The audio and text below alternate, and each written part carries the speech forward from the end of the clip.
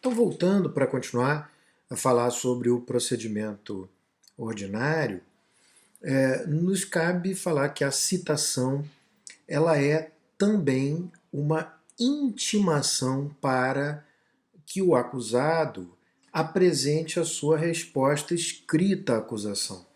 Então, observem que o acusado ele tem o prazo de 10 dias para apresentar a resposta escrita à acusação.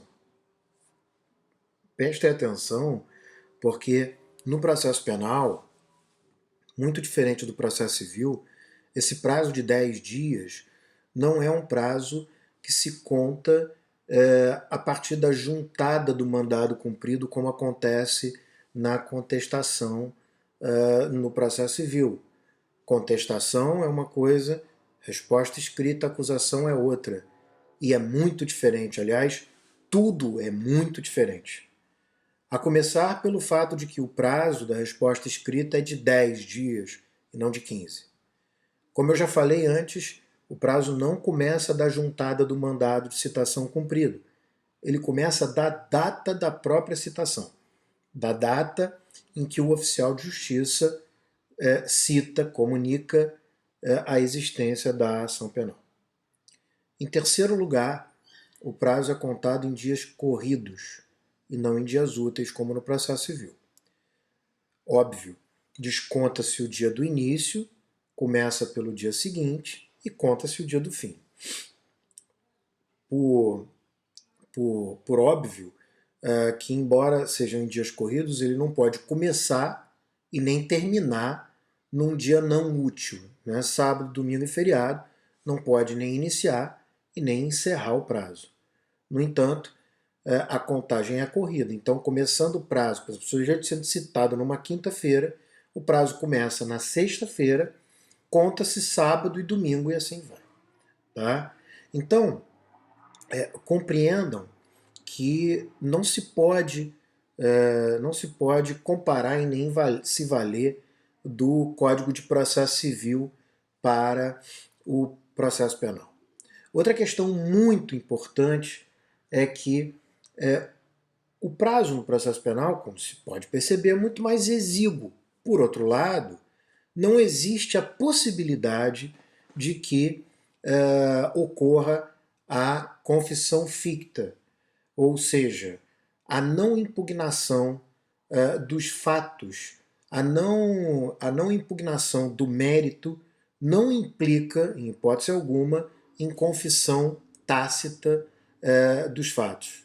De tal maneira que, muito embora possa existir revelia, então observem, tem muita gente que diz que não há revelia no processo penal, mas há. Mas se o acusado for citado pessoalmente e não comparecer e não constituir advogado, ele é rével. O processo prossegue. No entanto, algumas questões são muito importantes. Primeiro, o processo, apesar de prosseguir, ele jamais poderá prosseguir sem defesa. Então, se o sujeito citado pessoalmente não comparece, não constitui advogado, o juiz é obrigado a nomear uma defesa dativa ou pública, no caso do Rio de Janeiro, a Defensoria Pública, para defender o acusado, e essa Defensoria Pública ou dativa é quem vai apresentar a resposta escrita à acusação no prazo de 10 dias.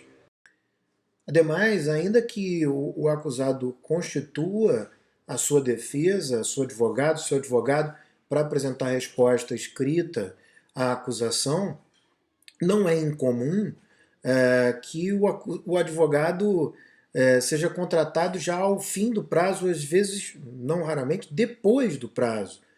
Não é? Observem que num prazo exíguo de 10 dias em que o prazo já está correndo desde o momento da comunicação e não da juntada, é comum que o réu que não tem advogado, que nunca lidou com advogado criminalista, precise de tempo para pesquisar, inclusive depois para fechar um contrato de honorários, e não é incomum que ele seja orientado originalmente por um advogado civilista que fica muito tranquilo porque o mandado ainda não foi juntado, ou seja, atrapalha a vida do advogado criminal com frequência.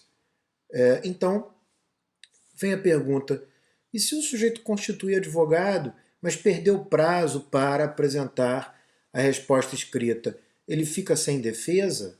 Não, ele não fica sem defesa, porque o juiz é obrigado a constituir, a nomear, melhor dizendo, uma defesa pública para ele, tá? Para apresentar a defesa. E ainda que o advogado apresente dentro do prazo a sua defesa, ele não é obrigado a impugnar todos os fatos, ele não é obrigado nem mesmo a falar sobre o mérito, porque não existe presunção de veracidade no processo penal, nem quando é revel, nem quando não impugna circunstanciadamente todos os fatos que foram articulados na inicial. Não existe confissão tácita, não existe presunção de veracidade, o ônus da prova é sempre da acusação no processo penal. O que deve conter, então, a resposta escrita à acusação? Pois bem, a resposta escrita à acusação, ela pode alegar, primeiro ela pode alegar, a defesa pode alegar o que ela bem entender.